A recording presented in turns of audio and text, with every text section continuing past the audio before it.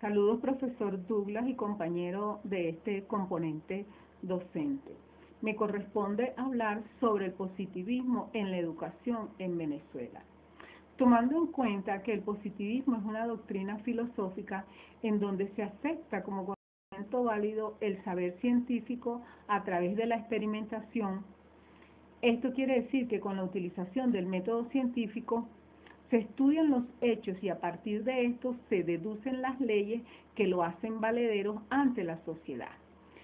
Dentro de este contexto, en Venezuela tenemos dignos representantes o insignes representantes del positivismo en la educación en Venezuela.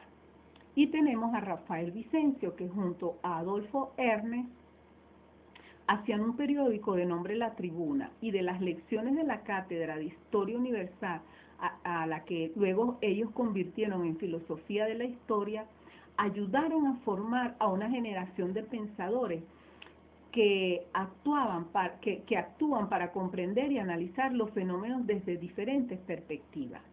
De la misma manera, Villavicencio pone todo el peso en la educación y cree firmemente en la influencia de esta para lograr la formación de un nuevo Estado y la consolidación de un nuevo orden a partir de la expansión del poder material e industrial. De igual manera, tenemos a Arturo Uslar Prieto, que ha dejado unos grandes aportes a la educación venezolana. Él señalaba que el positivismo se presenta como una de las más fecundas etapas de la historia del pensamiento venezolano, que no consistía solamente el análisis de conceptos aprendidos sobre textos, sino que despertó la curiosidad por el estudio de nuestros fenómenos sociales, históricos, y provocó así un mejor conocimiento de la realidad de nuestro país, a sensibilizarnos pues a lo que realmente sucedía y el por qué sucedían estos hechos sociales en nuestro país.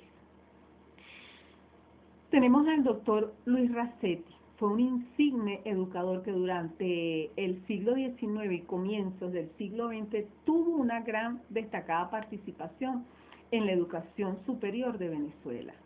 Entre grandes aportes que dejó, considero los que voy a señalar ahora muy importantes.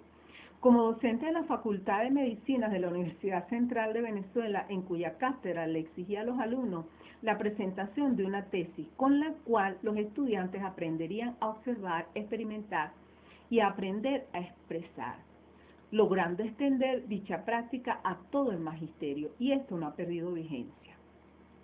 Todas las instituciones, la gran mayoría de las instituciones, pues, tienen este trabajo de grado, en pregrado y posgrado.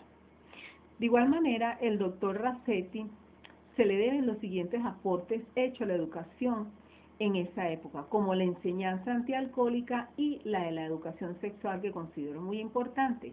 En el año 1921 preocupa a Luis Racetti la lucha contra las enfermedades venéreas en nuestro país.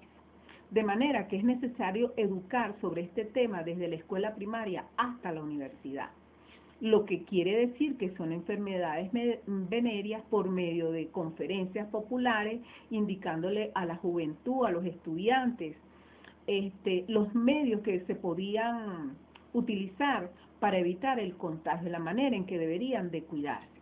De igual manera, aclaraba Racetti que la educación sexual debería impartirse a través de metodologías sencillas y de acuerdo a la edad. Se impartiría de arriba hacia abajo, tomando en cuenta primero a los padres, a los jóvenes de mayor edad, hasta llegar a los niños. Luego tenemos a José Gil Fortuor. José Gil Fortuor dejó grandes aportes, pero dentro de los que considero más importantes es este.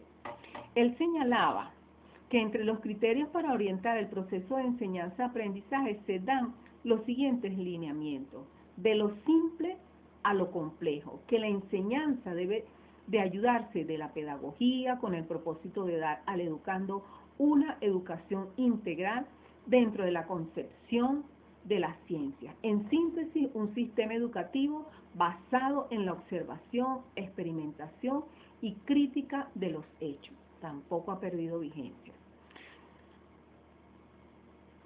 Luego pasamos a Rómulo Gallegos.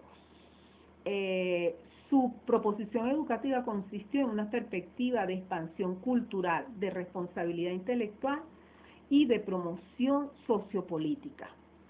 La idea central de Gallegos consistía en desarrollar a un personal idóneo y apto para ello, creando las escuelas normales que desgraciadamente desaparecieron en nuestro país, en donde con métodos eficaces se formen verdaderos maestros. En cuanto al método de enseñanza, opinaba Rómulo Gallegos que debía sustituirse el empirismo por medio de científicos de observación y experimentación, y aboga por la aplicación de aquellos métodos de la psicología y la educación que indican como pertinente en la enseñanza.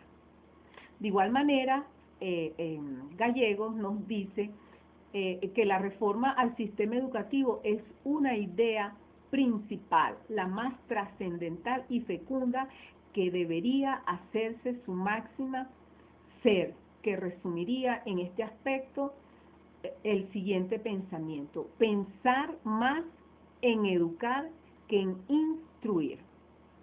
De igual manera, Gallego nos señala que la influencia que tiene la escuela en la sociedad es un motivo de preocupación, en donde destaca el papel de la escuela en la constitución de una sociedad más sana y productiva. Bien, con esto finalizo mi aporte para esta actividad que corresponde al positivismo en la educación en Venezuela.